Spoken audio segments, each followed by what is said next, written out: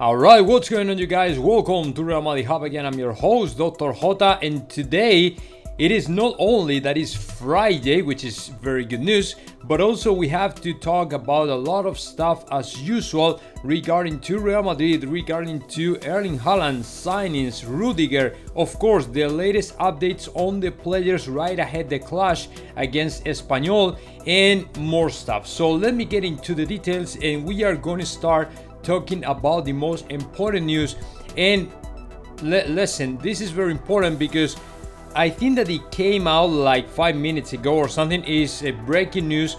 Mendy, although he was training with the rest of the teammates yesterday, he was on the training ground. Apparently he came back to train alone, and that means, of course, that for any reason he is not ready yet, and he might be out of the squad against Espanyol. I mean, some people out there were saying that he was going to be back, and for the first time, if he was on the training ground training with the rest of the teammates and all the stuff, that means that he was going to be featured in the squad list against Espanyol.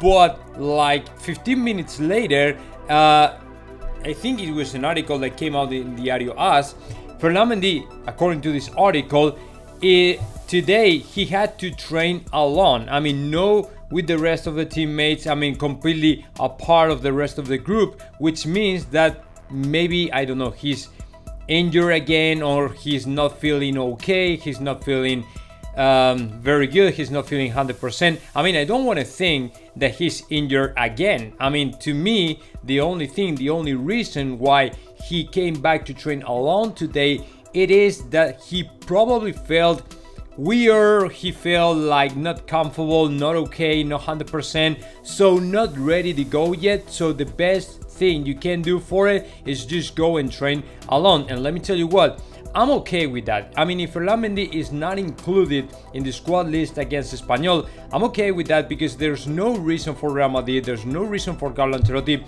to press and push the player to be available for the next game against Espanyol, because the first thing is we have players enough, right? Number one, we have to Miguel Gutierrez, David Alaba can't even play there, or even Nacho Fernandez, so we are not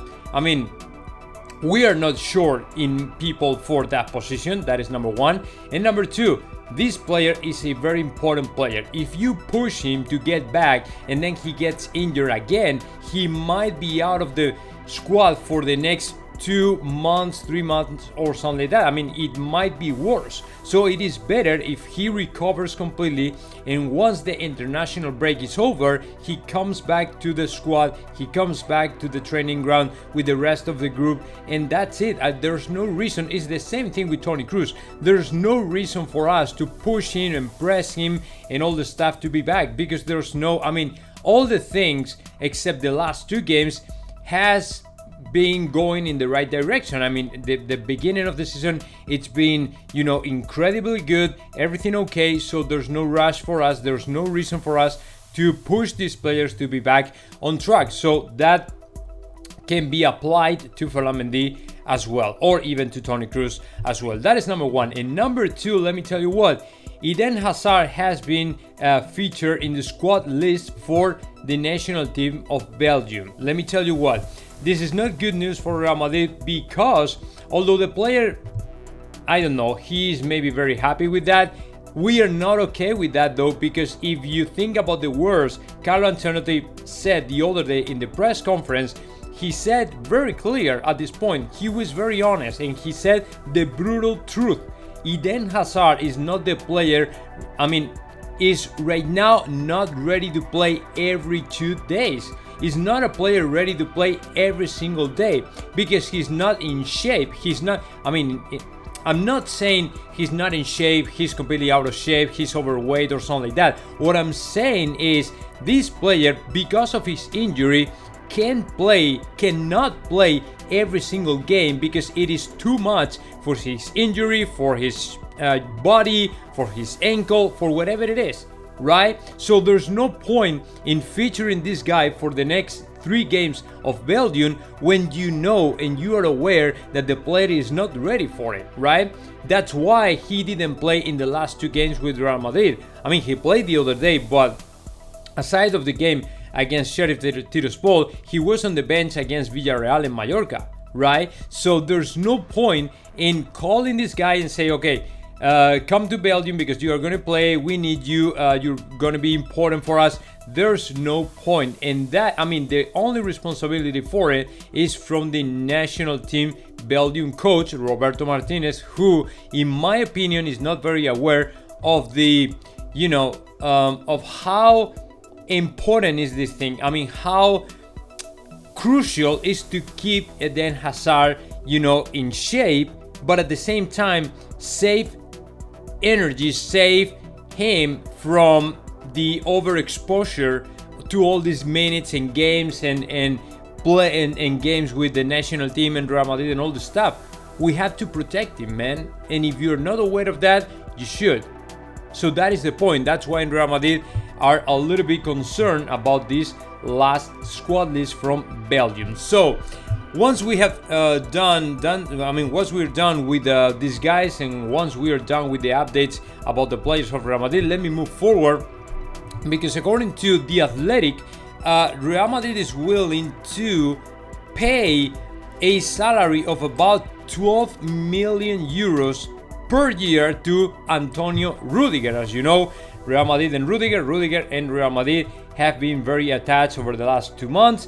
The player is ending his contract with Chelsea, and of course, apparently it's not very likely for him to renew the contract extension with Chelsea, and he might end in Real Madrid, playing for Real Madrid next summer.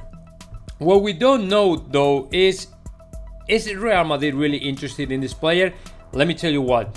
Last summer, other different center backs were very attached to Real Madrid, as Jules Koundé and Pau Torres, right? So then Fabrizio Romano, I think it was 2 days ago, he uploaded a video to his YouTube channel, claiming that at any moment Real Madrid was close to sign Jules Koundé or even Fabrizio Romano. So essentially, Real Madrid was not thinking at all in a kind of, fourth center back or something like that. But the situation with Antonio Rüdiger is completely different, considering the player will be free as of next January the 2022, and he might sign for Real Madrid for free. So that means that we don't even have to pay a kind of transfer fee or similar, maybe to the player but not to the club, and it's not going to be it's not going to be big deal. It's not going to be a lot of money.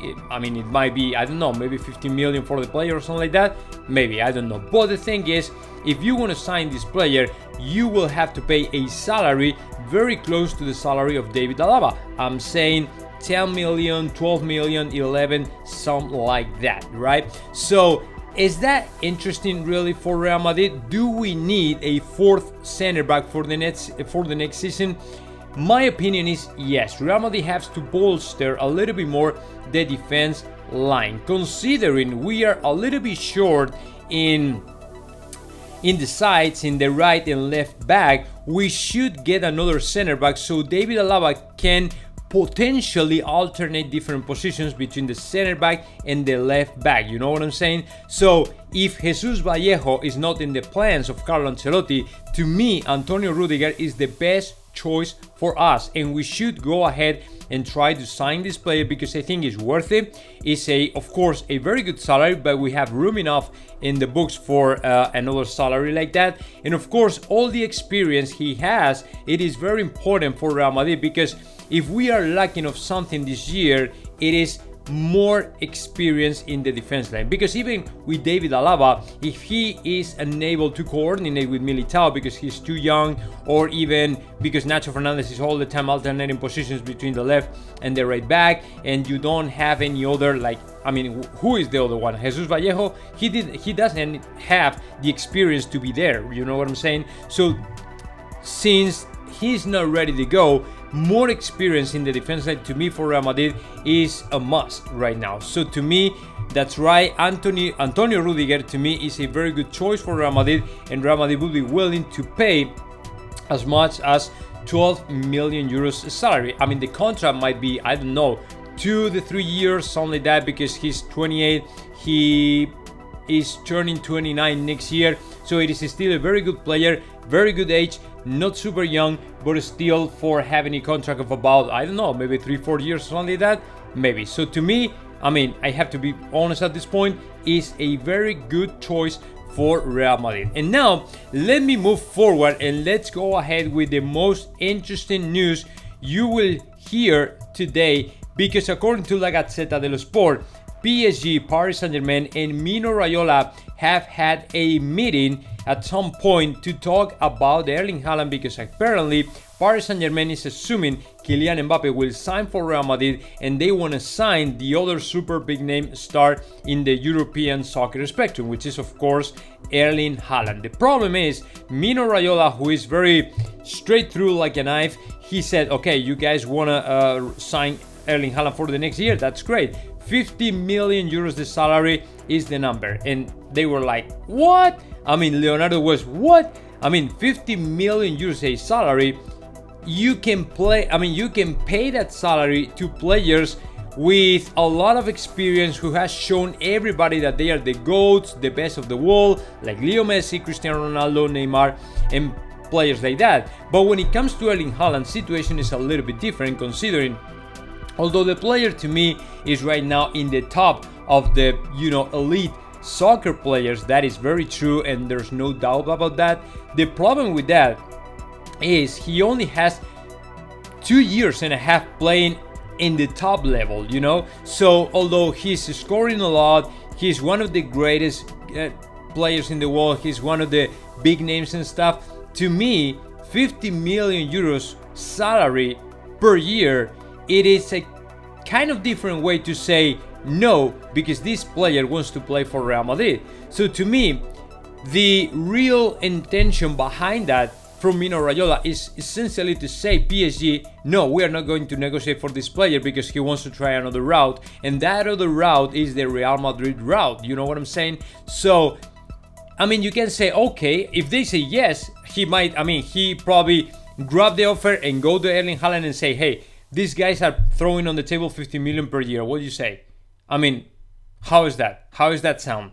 And maybe Erling Haaland will say, I don't want to think that Erling Haaland will say yes just because of the money, because at the end of the day, what you really want is to play in the team you have been trying to play for, over the years. And to me, to play for Real Madrid for Erling Haaland means that it is a kind of dream come true. Maybe it's not as big as a big dream as for Kylian Mbappe, but it's of course a very, very attractive to play for Real Madrid, even for Erling Haaland, right? So I don't think the money is everything in this situation. I think that the money is just an important part, but that's it. And to me, if Mino Raiola comes up with this kind of offer from PSG to Erling Haaland, the Norwegian player will say no, because to him it's pretty clear that he wants to play for Real Madrid. So it is another different way to tell them, hey, no. If you want to sign this player, you will have to pay a lot of money. That a lot of money, it's about 50 million euros, which is almost, it's pretty much impossible, right? It's completely impossible. If you take a look at the numbers, at the budget and the books of PSG, it is almost impossible for them to sign a player in salary like that, right? So to me, it is not just that Mino Raiola wants to get the best deal for Erling Haaland, which is of course as well another reason. But the thing is, if you say 50 million, it is because you don't want to negotiate for this player with Paris Saint-Germain, because your player, in reality, he wants to play for Real Madrid. So to me, it is kind of, my opinion, but I don't see at all to Erling Haaland signing for Paris Saint-Germain. But apparently in La Gazzetta dello Sport are claiming that Mino Raiola has asked to Paris Saint-Germain 50 million per salary. So let's see what happens, guys. Now let me know your thoughts about that. Just comment in the section below, and of course subscribe my channel, R.Madrid Hub.